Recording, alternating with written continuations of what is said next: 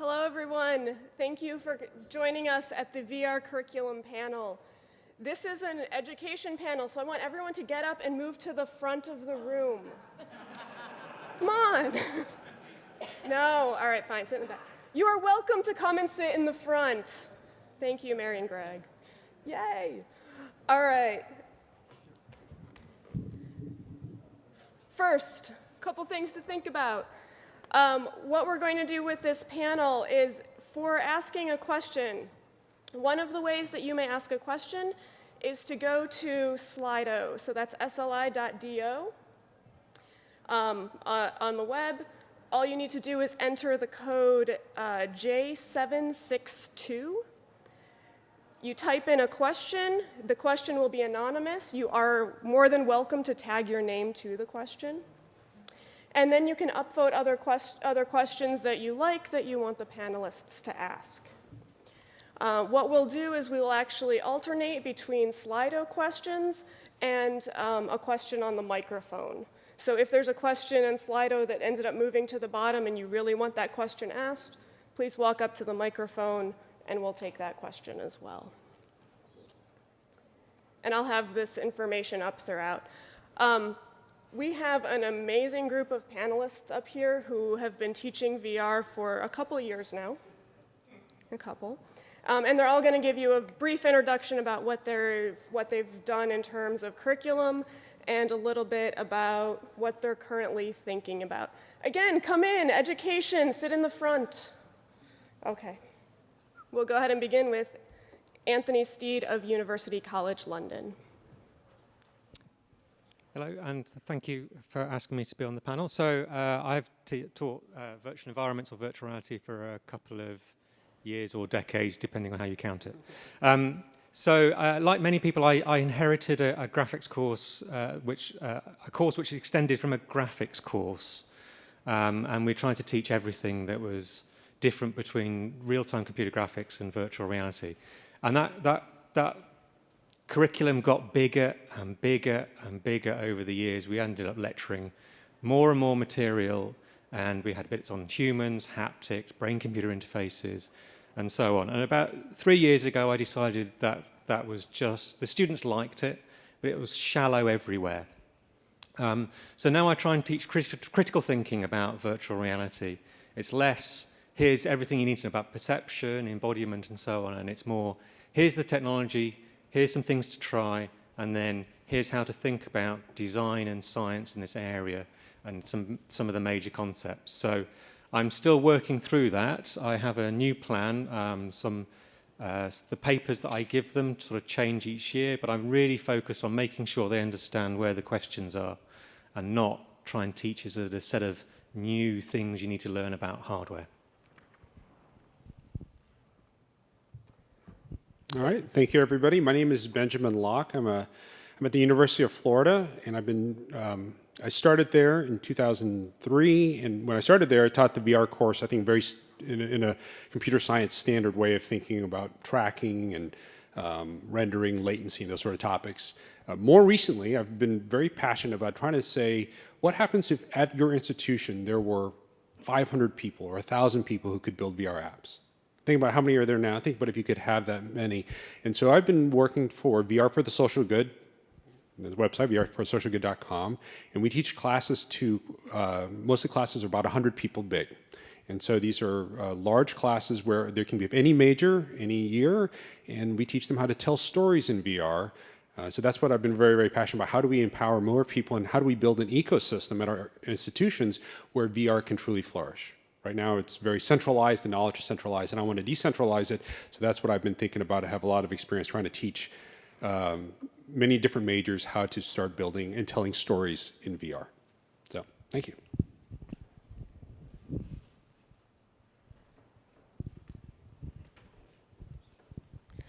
Hello, my name is Luciana Nedel.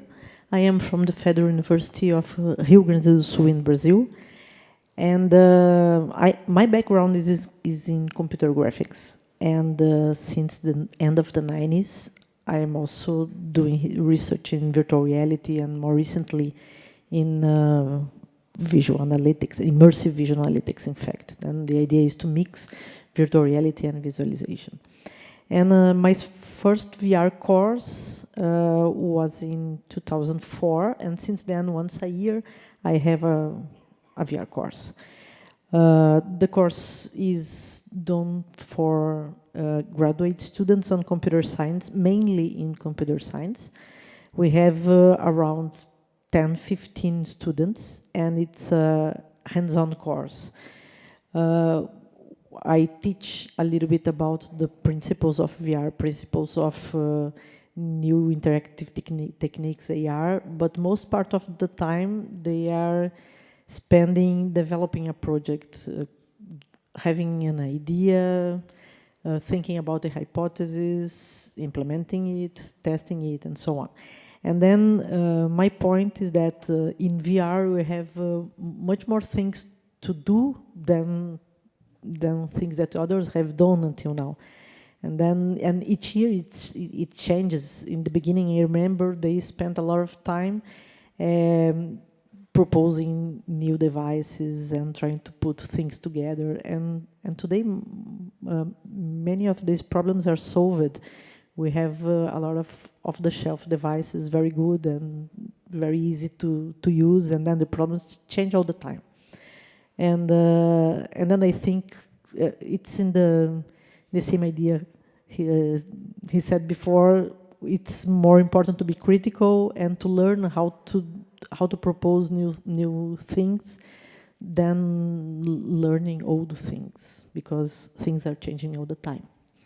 And however, when I was invited to be here, I think, okay, great, it's a good moment to have a basic curriculum in VR.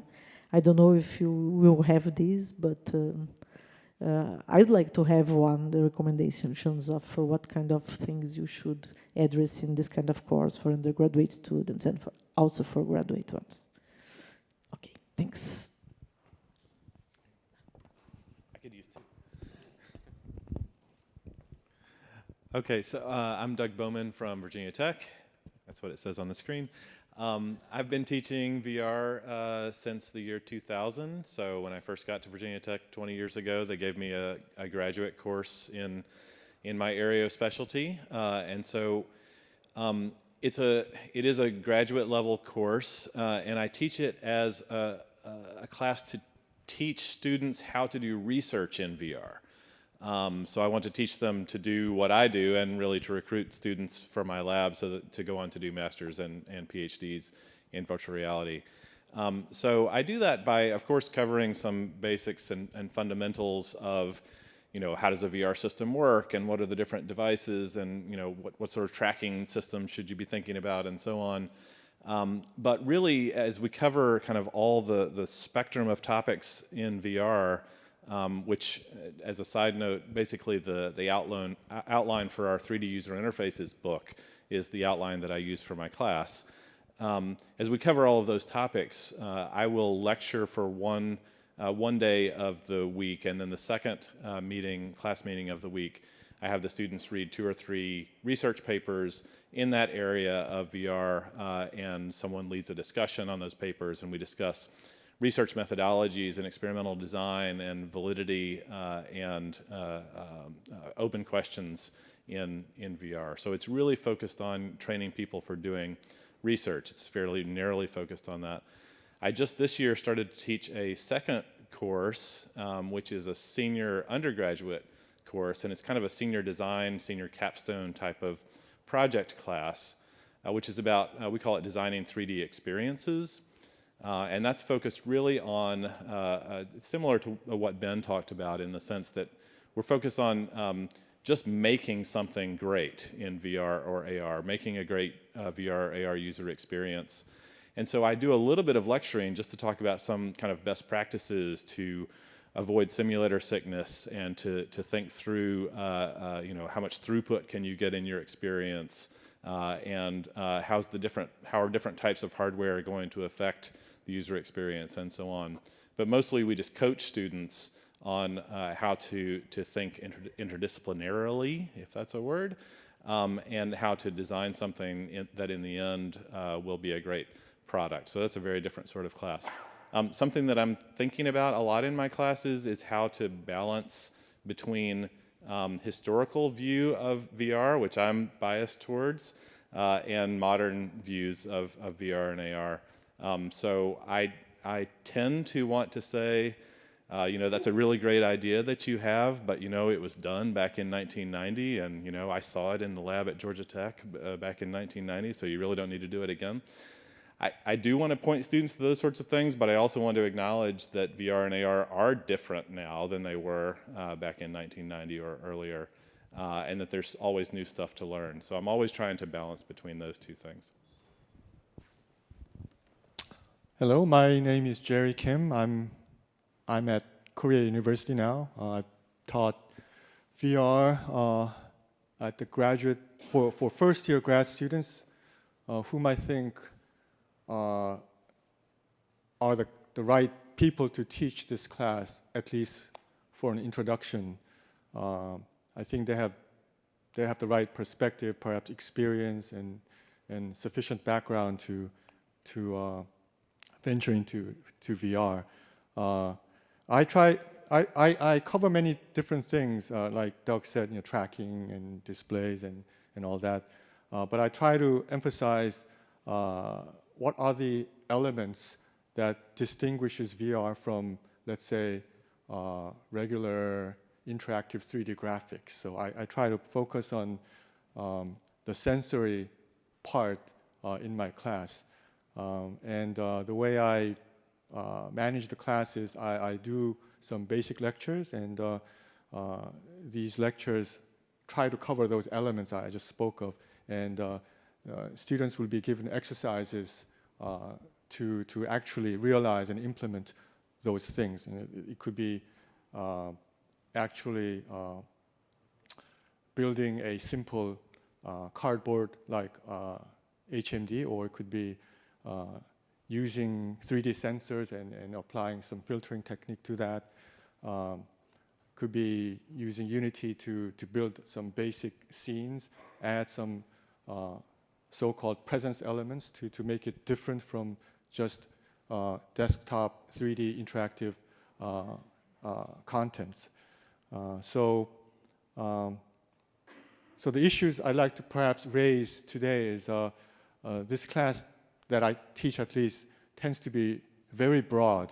So I don't get to really teach like low-level details, and perhaps those could be taught maybe at a 600 level advanced topics kind of class.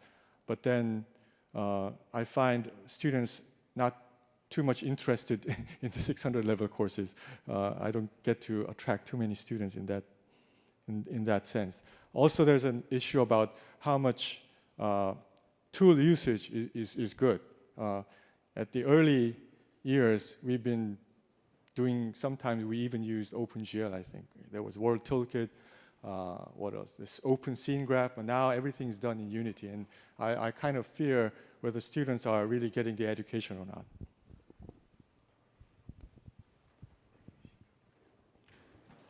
Hi, I'm Bobby Bodenheimer from Vanderbilt University, and my work is on perception and action in VR and AR, and that's my research area, and that's going to color my remarks throughout this panel, I think. But just to give you some context, my background is computer science, and that also is going to color my remarks. And at my university, technically, I'm alone. So I'm the only person that teaches graphics. I'm the only person that teaches VR from a technical point of view. And we have no computer vision people at my university or anything like that. So that's what I mean by technically I'm alone. And so I've been teaching VR for a while, and I teach computer graphics as well. So the issue that I want to address and that I've been thinking about and struggling with in this context is, where does VR, where does AR fit within the curriculum? In general, I would say that our VR courses fit as electives within a computer science curriculum. They're not required courses in most curricula. And so in that sense, why do students take them then in today's world? They're competing with AI, they're competing with machine learning, they're competing with cybersecurity. And how is that working out for us? Maybe at some places it's working out really well. Maybe it's not working out so well. And what is it about VR and AR then that is attracting students' attention? Because as we know in today's world, Google and Apple and so on are really interested in hiring people who are doing machine learning. And in terms of attracting administrator attention for future hires in a computer science world, you know, in class size and so on, is VR and AR, are we on a sustainable path? So, and then the other thing I'd like to look at is when we teach VR, what is it that we teach? You know, do we assume computer graphics? And if we don't assume computer graphics, then are we pushing it off to some of the tools that Jerry was just talking about? We have game engines that will build computer graphics for us, that will do computer graphics for us. But if we do that, then we're not teaching people about the interesting aspects of what is essential in VR. And Tabitha and I had this discussion the other day about what constitutes VR. What does VR mean? And my answer is what is essential about VR is that it's a stereoscopic system. It requires a stereoscopic viewing transform. Now, other people can have other definitions, because I would say that secondary to that is the notion of tracking and head tracking, and people may disagree with that, and then we would get into a big argument about that. But for me, stereoscopic viewing is essential to VR. And if you use Unity, you get that for free. And then students never know that, and they don't see the mathematics of that. And so what is it that we teach when we teach VR, and what is it that we assume? And so I struggle with that in the classes. And really in my university, for undergraduates, I have a semester to teach VR. And how do you construct a course to do something that's interesting for the students in one semester, and that can get them to feel satisfied about the course and feel like they know something about VR, because VR is a huge topic. And then at the graduate level, you have issues too, because I try to do something like what Doug was saying, where you want to teach a course that will educate graduate students to do the research that I'm interested in having them do, but also attract them into my group. And so that's a balancing act that I really have to work on. And so I'm not sure that I've got the right answers, but I can share with you what my answers are. And so part of that then becomes, what prerequisites do we assume for these elective courses? And do we have too many? Do we have none? If we're assuming Unity, then maybe none is the right answer. Or do we assume graphics? And so I'm happy to share my answers. I will probably do that during this panel. But that is the sort of thinking that I do at a theoretical level about where VR fits within the curriculum. And that's what sort of Tabitha and we agreed that I would take the position on for this panel. And so that's what I wanted to share with you about where I'm thinking and where I'm coming from in terms of where VR fits within the curriculum. Thank you. So just a reminder, if you came in late, questions can be asked over Slido, so you can go to sli.do, enter the code J762, and you can ask questions there, and we'll also alternate between questions on the microphone.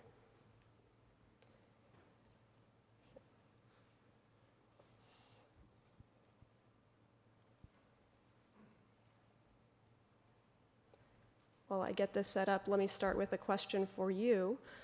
My question is, if you had to choose one main topic that you thought was the most important thing to cover in a VR course at any level, what is the single topic that you would choose?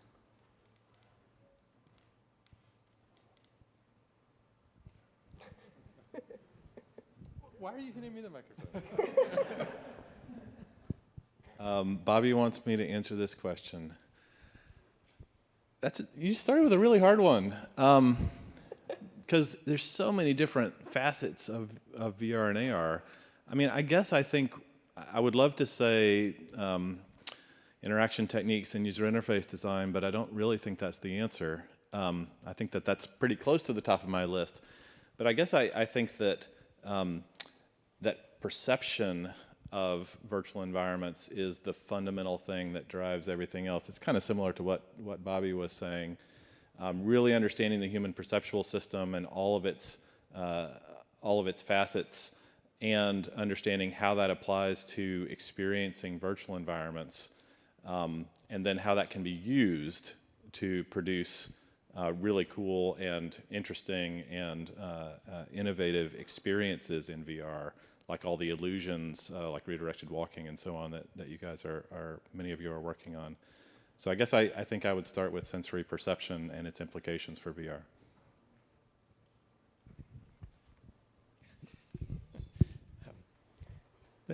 Can I have two? Yes. I think Doug has covered the key thing, which is it's immersive technology. We have to be very clear about what we mean, how it's distinctive from other forms of HCI. But then I'm very interested in teaching the concept of affordances to my VR students at the moment, which is that, because it covers everything such as personal response to a system, to the environment inside the virtual reality, and it gets at individual differences and design. And I think too many people, I used to teach it as an interface, but now I try and teach it as a design problem, because you can buy a VR system, and people do this, and then the problem is moved to Unity. But then if you can bring that back to the user and thinking about how they react with that, and how the affordance can be then fulfilled through action. So it's an underexploited concept, I think, in our courses. Excellent. Luciana? And if I'd like to choose just one thing to learn to them is evaluation, because the students can have ideas, can find ideas everywhere, but as Doug said, you are more training new researchers in VR than teaching VR, in fact. And then if someone would like to do research on VR, they want to need how to correctly evaluate what they are proposing. All right, we're going to move to a Slido question, and we'll go with the one that's at the top. So it's, how do you teach non-CS students without coding knowledge? Do you still use Unity or the Unreal Engine, and what other options are available? So I teach, again, about 100 students a semester. A lot of them are freshmen. They come from a variety of majors. So we use Unity. And the nice thing there is they can learn to scrounge. There's the asset store. There's a lot of scripts that they can use. We give them a lot of sample projects. And really want to lower the perceptual bar that VR is hard and VR is a lot of coding. It's actually a lot of mental blocks that students put on themselves when they first get in. When you can say, look, it's really, you have all these resources available. You don't have to be a modeler. You don't have to be an artist. You can scrounge around and pull things together. And it's all about creating a story. You focus about the story as opposed to the technology. You empower them to go ahead and find these solutions. So I find that you can get high school students to go through a few weeks of online tutorials from Lynda or the Unity website, and they can build the first VR app deployed to Google Cardboard within a few weeks. And especially if you have them work together in communities where they can help each other out and give each other confidence. I want to repeat that word over and over, the confidence that they can solve it.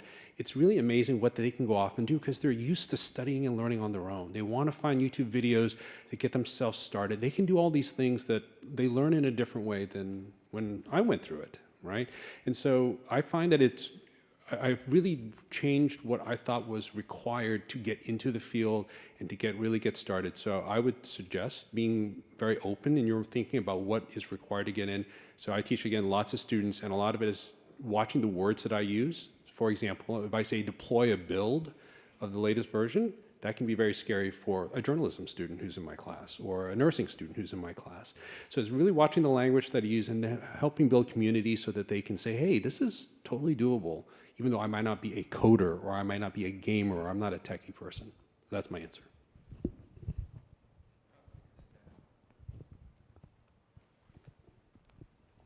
So right now, what I'm teaching in the fall is VR for interdisciplinary applications, which is a mixture of CS students, and the CS students get project credit for this, which is a requirement in our curriculum, and then we mix in about 20% non-CS students through a different mechanism. So the team, we divide up into teams, and the teams are about 60% CS students and 40% non-CS students, and so they're getting an interdisciplinary team. And the biggest issue we face in this, but to answer the question directly, I would say that there's plenty of work in a project that non-CS students can do where they don't have to learn to code, or they can pick it up just like Ben was saying. The biggest issue that you have to face in these interdisciplinary teams is the issue of trust between the non-CS students and the CS students. They don't naturally trust one another. The CS students tend to want to take over the whole project, even though you can preach about how in the real world they're going to be in interdisciplinary teams, they're going to have to learn to work together.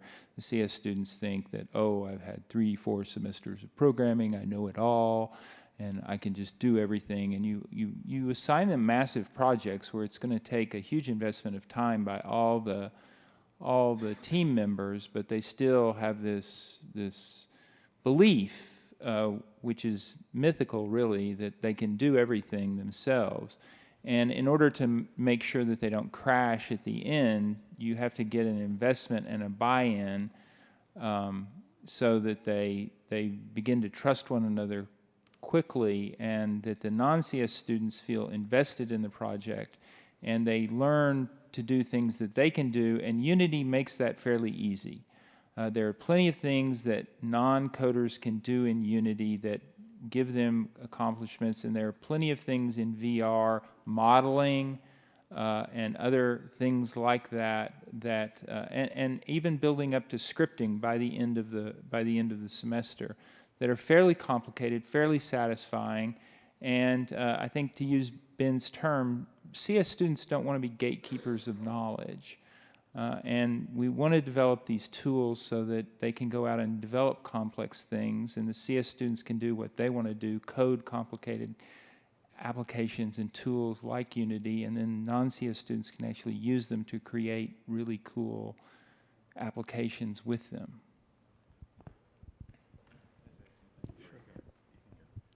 I'm going to remind people that if there's a question that you really want to ask, please step up to a microphone, because we will alternate back and forth.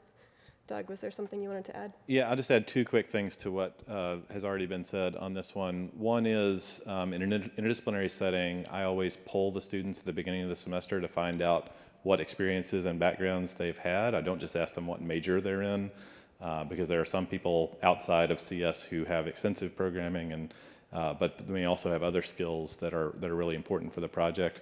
So then I try to form teams not only based on students' preferences for who they want to work with, but based on complementary skills. And the second thing is that in my current class on designing 3D experiences, I put the design aspects up front as the primary thing that they're doing in their projects. The project is not about programming or scripting at all. And so we're halfway through the semester right now, and they're just starting to do some initial implementation prototyping with Unity and the actual hardware. So far, they've been brainstorming and doing ideation sessions and meeting with the client and doing sketches and storyboards and all these sort of design activities that are accessible to everyone in the team. We'll move to the audience because there's one person at a mic. Hi, Paulo Figueroa, Universidad de los Andes in Colombia. Some of you were talking about what are the most important topics to include.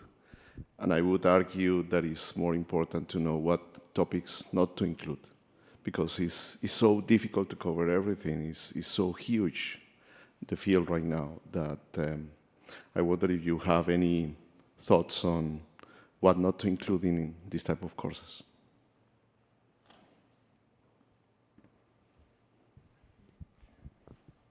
Because I have not spoken, I try to answer this. Just off my head, I try to include few weeks of AR in my VR class, and it didn't work out very nicely because I ran out of time, basically. So I would, from my experience, suggest to teach AR perhaps separately. That's one thing that comes to my mind.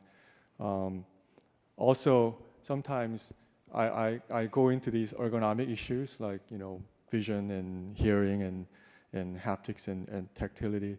And if I go into too deep talking about it, then I end up, spending too much time and I'm falling behind. I think in my experience, I try to cover many things but go only light. So I think it's not, of course, topic-wise, I would include the chunk of AR out, but other topics, I will just go light on them and not spend too much time. And at least have the students do exercises to experience these things that I teach without going into too much detail. So theory can come perhaps later, like at a 600 level course, I think. Thanks. I agree almost completely with that. I used to try and teach too much about perception. Now I try and teach the basics of what the sensory limits are, and also a little bit about user experience of sensory information, as not sort of give them a sensitivity that people are different in the way that, for example, they experience proprioception. I also don't teach software engineering anymore, Pablo, sorry. So I used to have a lot of stuff about how scripting is done and components, and I've dropped that. I have dropped haptics. It's just too hard to do it justice. My module's 30 hours of me in front, or me with, and I always got very frustrated. So I'm sorry to everybody doing haptics. I would like to have another haptics course separately, because I think you can't do it justice in 3 out of 30 hours. So I think this will be a very quick question, so I'm going to push it to the top. Textbooks that you would recommend? Doug? Yes. Does anyone have any other one? Well, I've been paid by several of the authors in the audience to plug their books. Bill, looking at you, Understanding Virtual Reality. What up there? What I will say, in having taught, again, hundreds of students in the last 2 years, is they just want to know what works in VR. A lot of them, if you're just trying to reach a large audience, they don't know what works well, what doesn't work well. So any books, and a lot of books, Jason's book is also really good in this topic of just saying, what are some best practices in VR? Because most folks, when they first start thinking about building their first virtual reality application, their ideas aren't really good. And they get very excited about it, and that's great because they played Beat Saber or they've done something else, and now they want to build that next version. And that's really the valuable thing that I spend my time in my lectures, is what works in VR and what doesn't. And so any of the references that they can really go into, here's what we know does work and what doesn't, because otherwise what they'll do is they'll map some game that they currently have played that they really enjoy on their Xbox or PlayStation. They go, wouldn't it be cool if I could do that inside VR? And that's what a lot of the industry is, but it struggles with that. So what I would say there is any book that really helps refine the thinking of the student to start cutting off the ideas that just don't work out that well, and helps point them to success stories so that they start training their ideas. Like, why would something be in VR? Because I tell them, VR should be your last resort. If it can be done on a web page or on a phone, do it somewhere else. Don't do it in VR. And that is a concept that's really hard for them because they've been bombarded by images of video games or watching movies in VR as that must be the only thing that we do. So, my answer. I'm going to move to this top question that's been sitting here for a little while. What do you think we've lost, if anything, by no longer teaching students how to develop VR game engines, but instead teaching them how to use them effectively?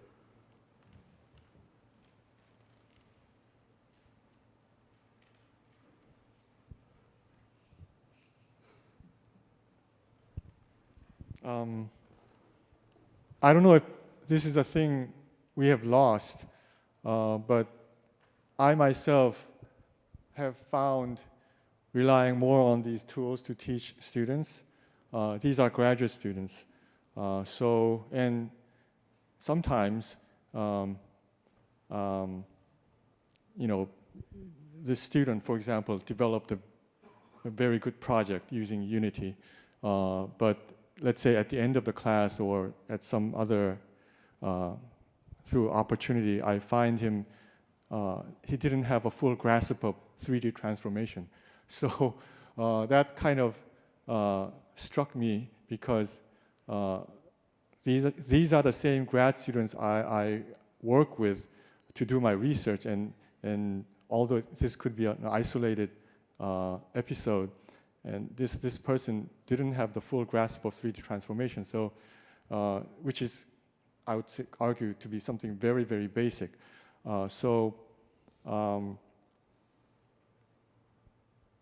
This is a type of thing we should address. Maybe this sort of thing was, taught and made sure students understood this thing before through more low-level, teaching them low-level stuff, in person, developing all these algorithms, even though they may be simple, like collision detection and even simple physical simulation and things like that.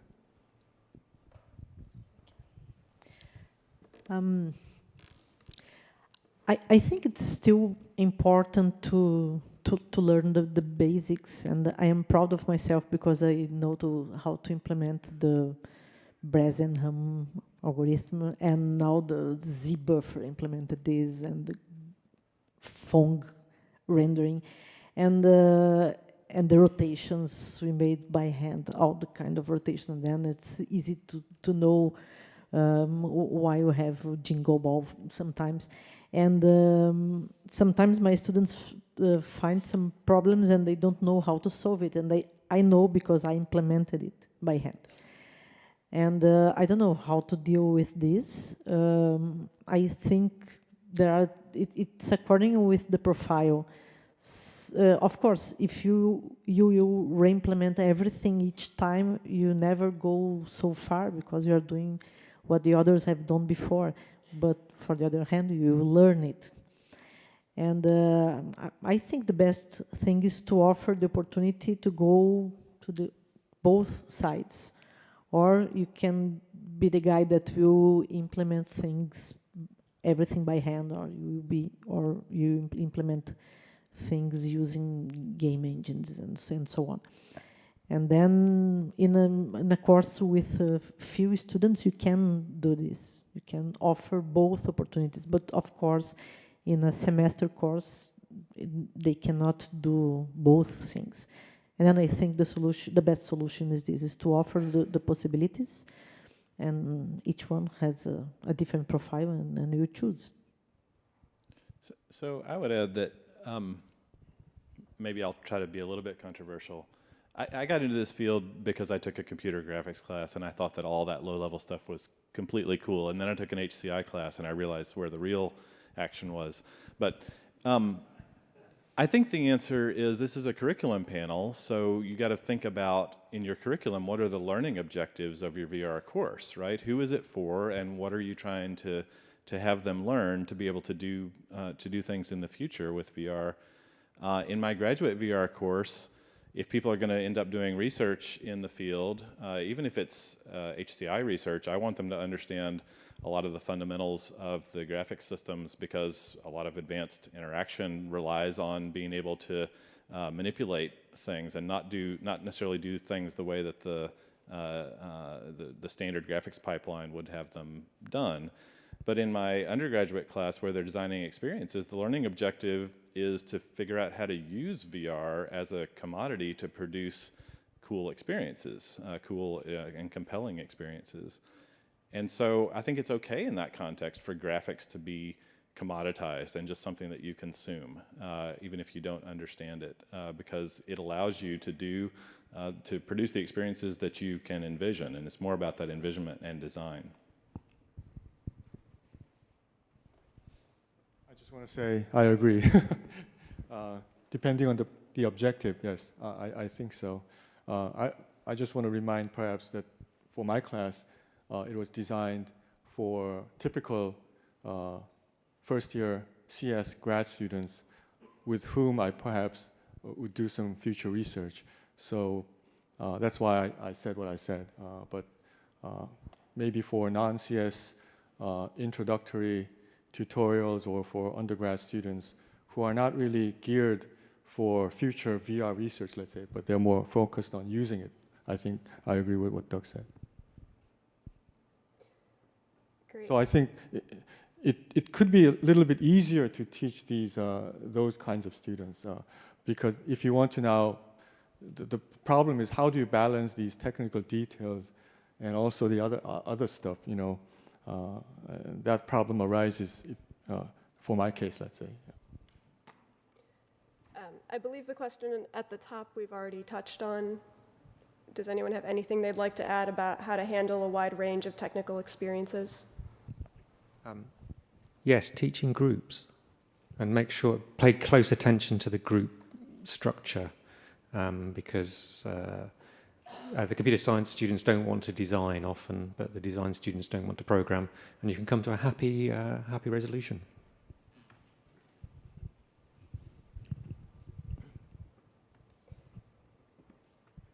How do you handle the shared hardware resources for big classes where students need to use HMDs for projects? I don't know if this is a solution, but I have a rental system, so I have a couple of these devices in my lab, and I'll warn my students to check them out as early as possible, before they get too popular among people who are trying to do projects. That's how I do it, and sometimes I will just if it's not too expensive, I'll pay for it, and so I will again warn students to plan ahead. If they need some reasonably costly equipment, I will happily buy them for them. So, so when I teach the courses, I'm going to tell you, I think almost everybody in this room has a partner on your campus that can really help you reach a large group of folks, and that is the libraries. It's often a group of people that we don't think about. But I'll tell you a story. At the University of Florida, the libraries thought that they would build out a space and they'd put virtual reality equipment, and if they filled it with VR stuff, all of a sudden students would just come down there and use it all the time. Guess what they did? They didn't, right? They just played a few games and then they used it as study space. And now the librarians were concerned that they're going to lose the space. We're all at universities. We know losing space is a big deal. They were afraid to lose the space. So when I said, hey, I want to teach potentially the biggest VR course in the world. And they go, hold my beer. That sounds awesome, because we can now use that space that we were going to lose, and we could partner with you. So the librarians have checkout systems. They service the entire campus. So they already think about how do we make things available? How do we have reservation systems? They have IT set up for you. So we use multiple libraries around campus to house dozens of HTC Vives, HoloLens. They support all, they keep it charged, they keep all the drivers updated because they're already trained to do that. And it's been a spectacular relationship that I've had with the librarians. Again, multiple libraries across campus. They do all the IT support, they keep everything up to date. And that could be a resource for many of you to consider partnering with. And a lot of them are trying to go beyond just being a place for books and to embrace technology. They are a fabulous resource, and when they can serve as many students as possible, they get even more excited. So that's a very concrete person that I would, if everybody in this room could just go after this conference, seriously, go back, go walk over to the nearest science librarian or what library group that you have and ask whether any of them are involved with the technology. You would be surprised at how they're looking for partners, and you can be that partner that they're looking for. So I use the library as well. Different than Ben, because our libraries don't have the space to house the equipment. But what they will do for us is we have the computers and we have the lab space available as part of a general computer science lab that students have access to 24/7, essentially. And so that's the big thing for us, is that the students need space to come in and work on their projects, essentially, you know, at 2 a.m. in the morning. And so how do they get that? But what we can do is with Riffs, particularly, which is what I generally use, you can set up the trackers and you can lock down the trackers on the computers in a particular configuration. Then you can take the headsets and you can give the headsets to the library in boxes, and the students can check out the headsets for 24 hours. And then they can go plug in the headsets to the computers. And it just works. And the libraries have a checkout system, and the checkout system is tied into the student record system. So if the headsets don't come back, the libraries can track the students down. The libraries can make the students pay if they lose a headset or if they break a headset.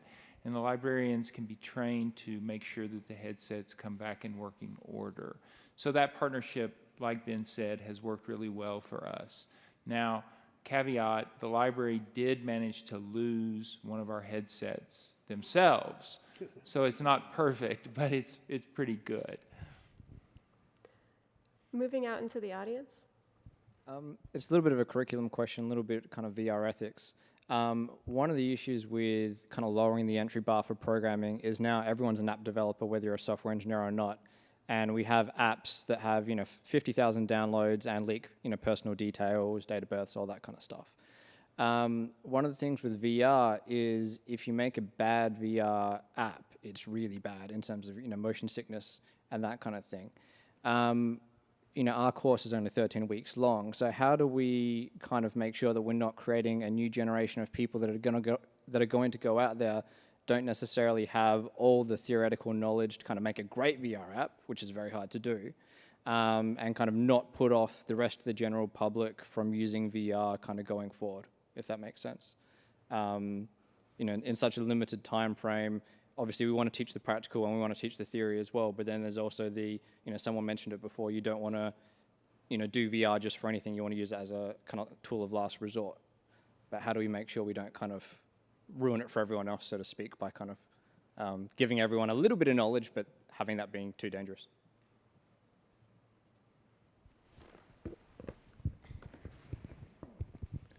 Yeah, I would say that if we were teaching classes that were just tutorials or seminars on like how to create a VR app, you would definitely have that danger, right? If you were just teaching, 13 weeks of Unity and modeling and scripting and VR hardware, then you could end up with very bad outputs.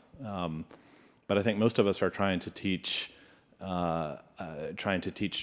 how does this affect the human, right? What are the human factors of VR and AR? How do you design for a good user experience? And like Luciana said before, how do you evaluate your VR systems?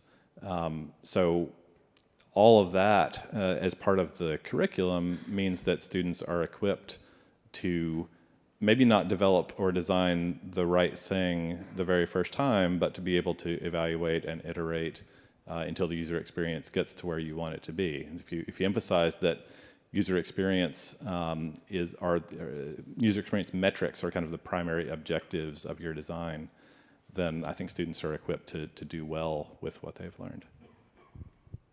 Yeah, I'll just add, we teach a little bit of ethics and obviously simulator sickness, but the final coursework on my course is often run an experiment. I actually have ethics permission to delegate to students as long as I'm happy with their conditions, they can run them. So they actually, and I pay participants to come and do their experiments. So they learn the hard way, that you have to test, and then before you waste people's time and my money. Just to be controversial, the gentleman asked what topic to exclude, right? And one of the topic I would exclude is, for example, evaluation, just because I don't have time for it, not because it's unimportant, of course. But at least after students, complete their project, at least they are gonna, try them themselves, and they will either find out too much sickness or some other usability problems, and that way I think I can help them to realize sometimes the VR is not the greatest solution for certain theme or project or whatever they're trying to do, or sometimes it works. So maybe even without a full formal lot of time spent on evaluation thing, I think students will still have an opportunity to appreciate such issues. I would love to connect students' course projects with real clients. Have you tried this? Is it doable or disastrous? Probably both. Since I have the microphone, I'll just speak one. I haven't had much experience on this, but some of my students were part-time students coming from working at a company, and he wanted to, or she wanted to, combine his or her company project with the class project. And sometimes I think that kind of worked out, but pure student project, mapping that to some industrial thing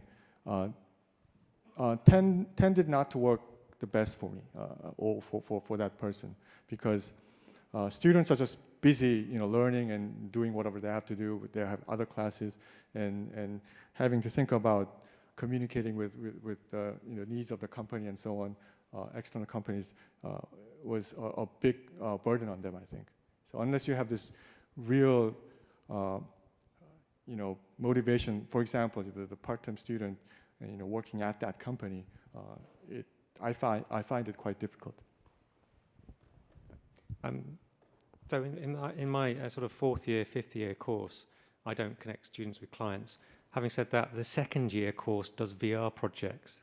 So this is a software engineering for second years, and they have project specifications that come in from industry, and every year roughly a quarter of those are making HoloLens or Rift demos. The students know nothing, they're just building user interface.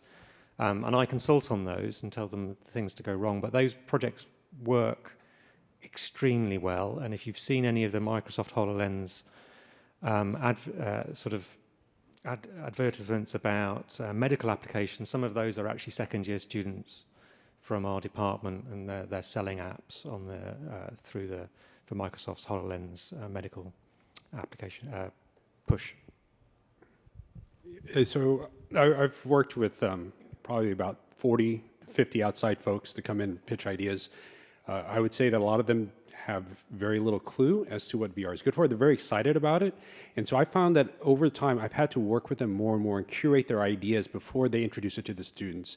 The main thing that I've learned is that they want to build something for everybody. So if you work with, let's say, the museums, because they want to create they wanted to create an exhibit that uses mixed reality or augmented reality or VR, they want to create one that any museum attendee could use. That's really hard to do. It really is, especially in a short class. And so what I've found myself having to do is work with the clients before they ever introduce it to the students and hone down the user persona to somebody that I can make my students successful in building something for. So it can be, and every time I haven't done that, that's when it's been disastrous. So Tabitha, you're right. It's both awesome and horrible, and you sort of roll the dice a bit, but I would recommend really working with them a lot before they talk to the students, and making sure that they don't try to design for everybody, because we know that's a lot harder than if you have like a small group that can get value from the experience. I have all of my student projects done with real clients, and the clients are, real in the sense that they're faculty members who are outside of computer science who are interested in exploring VR for their own research purposes. And so I do exactly what Ben said. I work with the faculty member before the class starts to curate their expectations and what can be accomplished in a semester.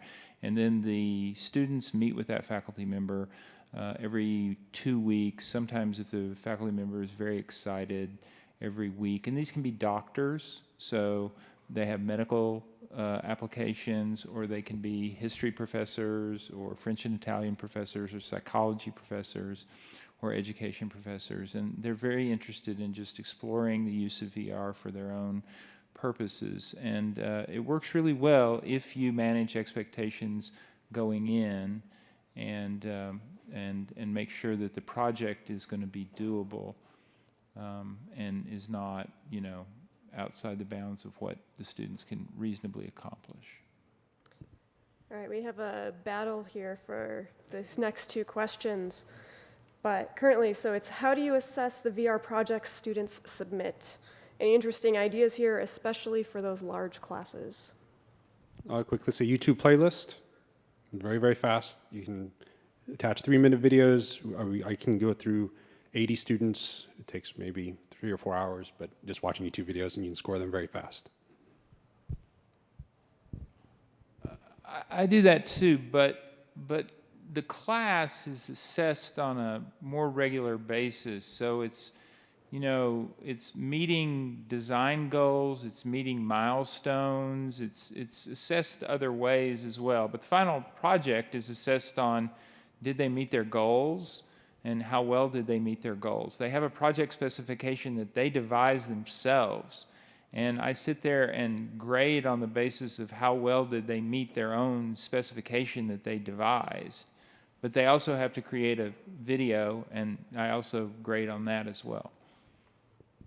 I have a similar system. I have certain categories of objectives to be achieved. I'll prepare a sheet of paper with a table, and I invite my graduate students to grade the projects as they demo them, and they will make a score based on those categorical objectives I laid out. Also, interesting episode, like 10 years ago, one of the project theme then was something about Pokemon. So when the students were doing the demos, I brought in my son and his friends. They were like 6 years old at the time, so they would just, I like this project, I like that project, and that's how I kind of had a voting system, either from my children or more typical from my grad students who had experienced already these courses and development. So that's how I do it. Yeah. So I'll try to be controversial one more time. I'm not willing to grade a VR or AR experience based on a video, just because I think that VR and AR is such a unique, it's such a unique type of experience. It's such a unique medium that a video doesn't capture the user experience in any sort of full way. So maybe that means I'm not willing to teach a class that has 200 students in it because I couldn't experience all the demos directly myself. But I make time at the end of the semester to go and try each of the projects, even if it's only for a few minutes, first person in the headset or in the VR system because of that. A very quick one from a couple of years. I set the 3D UI competition as the coursework about 3 years after the 3D UI competition was set, and then graded them on how well they beat you lot. Yeah, I don't have big classes, but I tried one by one by myself. All right, how would you balance making versus theory? I do this half and half. It's 50% of the classes are theory and the other are making. So I probably would do 80% making and 20% theory, but the theory we talk about is messaging theory. So I co-teach with Sri Kalyanaraman, who's a journalism professor, who's an expert in messaging and media.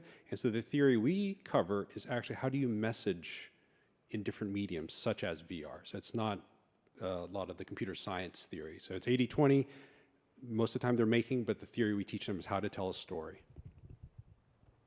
The same answer as I gave to a previous question is it depends on the learning objectives for the class. And we're talking about a lot of different sorts of VR classes. We shouldn't think that there's one VR class that, that covers every possible learning objective.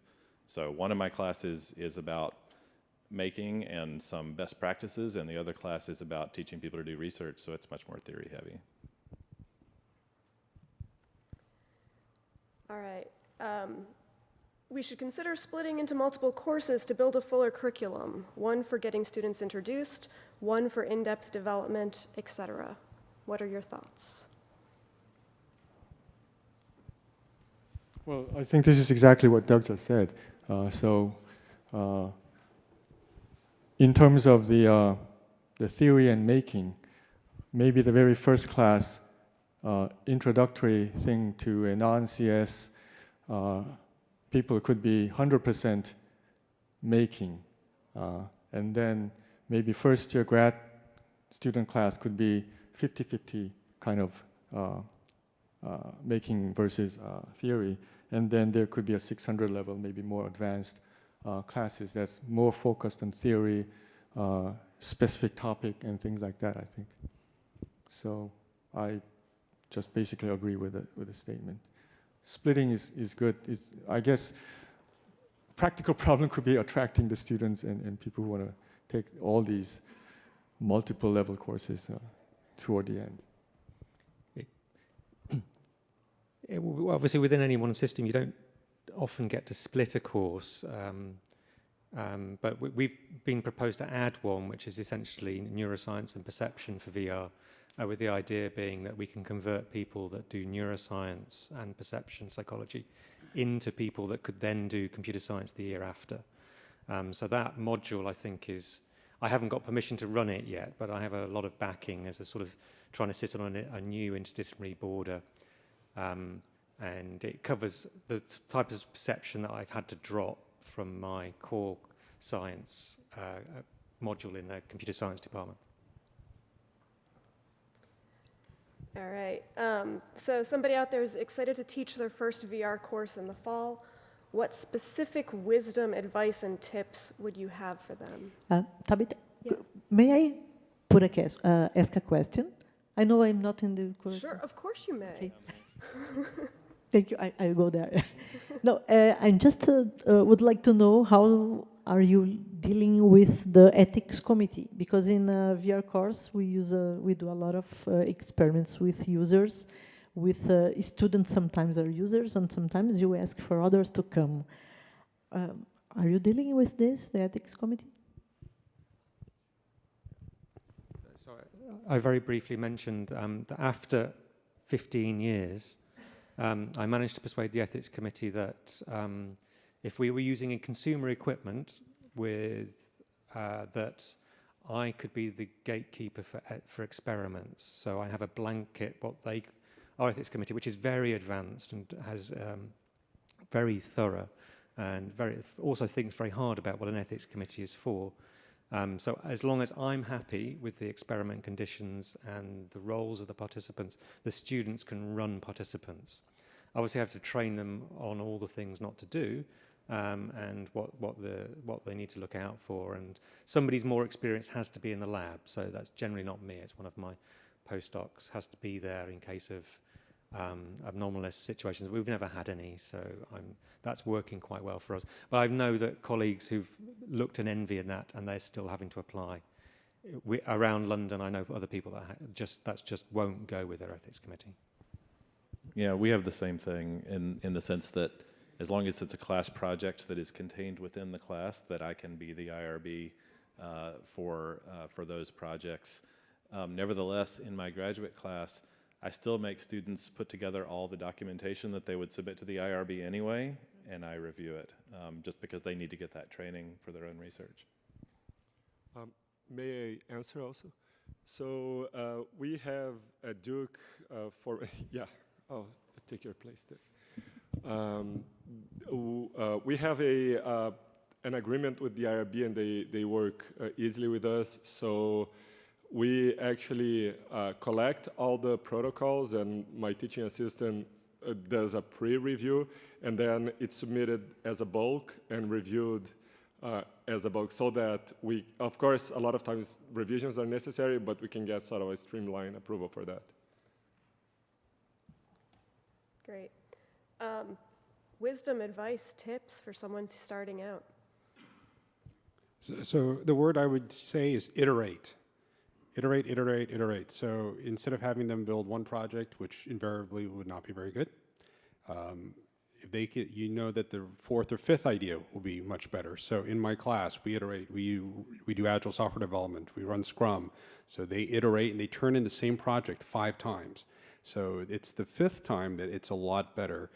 So that would be the one word if you take away from it. So if you had 10 weeks, don't give them 10 weeks and then let them turn in one project at the end, because it's going to be very, very rough for them. They haven't tried to combine their code. They haven't tried to build everything.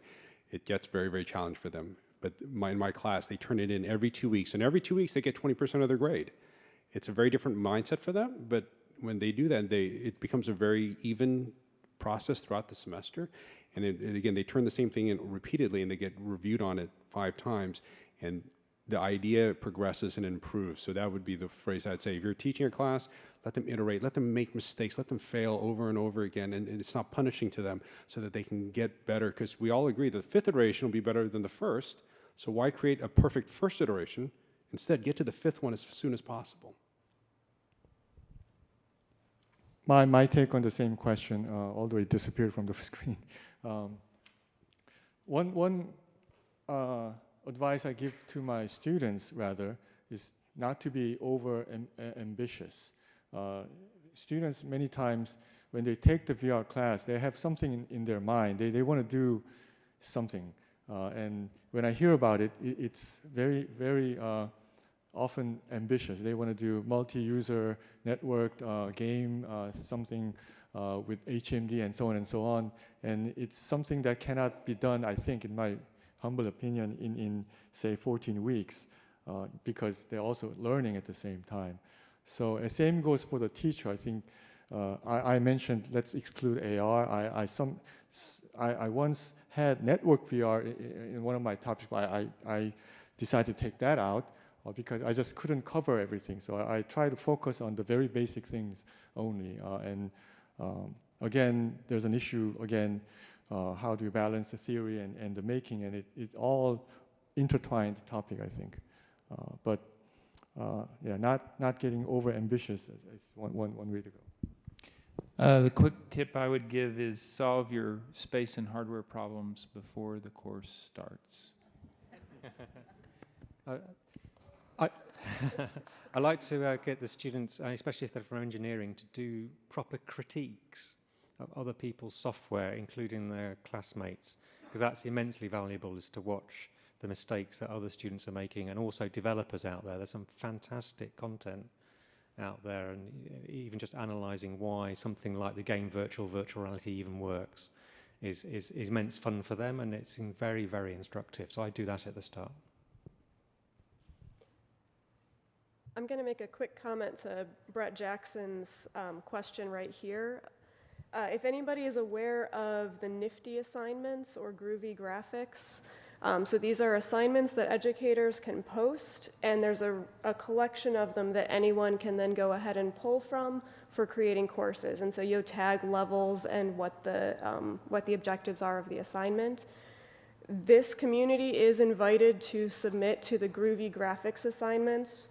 So please consider doing that. I'm on that committee, so I will encourage you to do that. The applications, the submissions are usually in February for SIGGRAPH.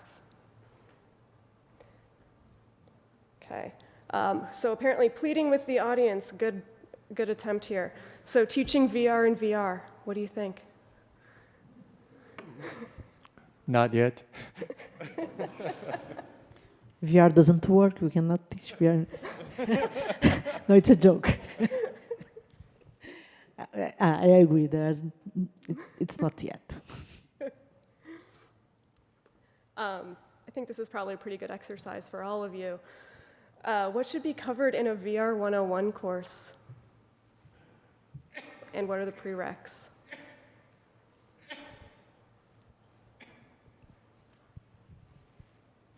You stumped them. I mean, this goes back to what I was talking about at the beginning when I first start. What are the prereqs for a 101 course? Is it computer graphics, or if it's not, is it not computer graphics? And I think that most of us would say that we're probably, for a 101 course, we're going to use Unity, and so it's not going to be graphics. And so we're going to glide over a lot of the fundamental stuff, that the fundamental theory of graphics, and we would push that up to, say, a graduate level course, in which case there's probably no prerequisites beyond, say, CS 101 or something like that, or maybe not even that, if you're going to teach a course which is open to anyone. And then what should be covered in VR 101? What is VR? What are the essentials of VR?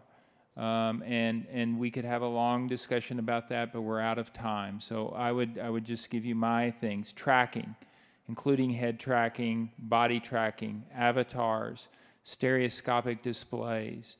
You could throw in maybe the difference between AR, VR, mixed reality, things like that. Those are the topics. What makes VR exciting? Evaluation, presence, things like that. Those would be the mandatory topics. Make people excited about it. Just get people to sort of understand what the technology is and why it's exciting. I actually remembered something you said there, an answer I wanted to give to the previous question. Can I do that? Of course. Wisdom and tips for the first VR course that you're going to teach. I think that although a lot of people come in excited about VR, they're not exactly really sure why. And they've seen it on the news, or they've tried some things at Best Buy or whatever, but they're not sure what's cool about it.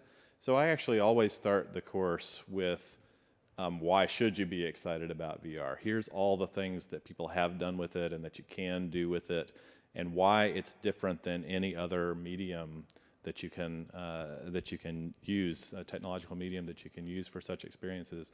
And then I always follow that with, how does a complete VR system work? The whole loop, right? From the user to the input devices in the tracking system, to the computer system, the graphics, the models, the rendering, and the display devices, just in really rapid fire succession. How do you put all these components together to make VR work? Because most students who come in won't understand at least some part of that loop. So those are things I would say are essential to cover near the beginning. I want to vouch for what Doug said, completing the loop. One thing is, so this requires, I think, because many students do projects, and in order to really appreciate the use of VR, the project has to be completed. 2/3 into the project, people are still working on the desktop with Unity. So they still don't have the sense of how, the effects of using the HMD or stereo or 3D sound.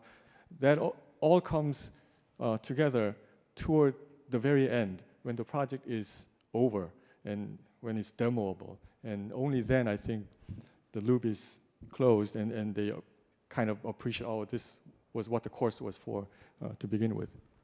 Well, that's also why I think you should have them do that in 2 weeks. You can get people to build their first scene, put it in a head mount, so they can go through the whole process in 2 weeks. Don't make it large, make it small.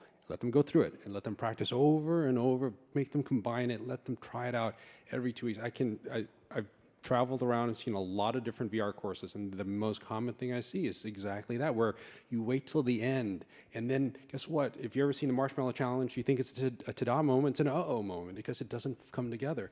You want that to happen in week 2 of your course, so they learn that, and then it happens again in week 4, and then week 6, and 8, and 10. And by the time at about 6 and 8, they kind of get it, and it really reduces the stress on the students. So again, I would really say, yes, put the whole process together, but make it small so they can practice that repeatedly, and it really reduces a lot of the things that we typically run into with project-based courses and lots of this technology. They can build everything in the first couple of weeks of a course. And if you want to know how, I've on the VR for Social Good, we do make all our assignments fully open, and all the lectures are open. So that if you'd like to take a look at how we do it and you want to improve on it, because you want to try it, please go on there and let me know how it worked out for you. Rob, I think you'll be the last question. This is great because I can bump up my own question. So there.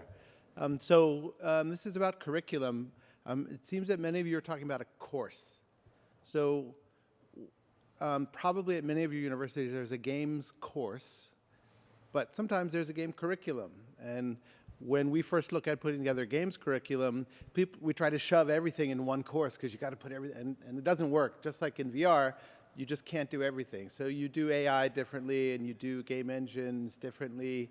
So I'd like to hear, or I'd like to know, are we ever going to be at a point where we have maybe a games curriculum and a VR, because there's so much overlap with game development and VR experience development, a lot of the psychological issues, the motivational issues. I wonder if there's any way that these will kind of line up and that will have more students doing VR because there are more students doing gaming. And I know they're not the same thing. But so what do you think about that as making this, having touch points in a games curriculum or a CS curriculum around games that where you touch on VR and these issues, as opposed to trying to put everything in one course? Are we maturing to that?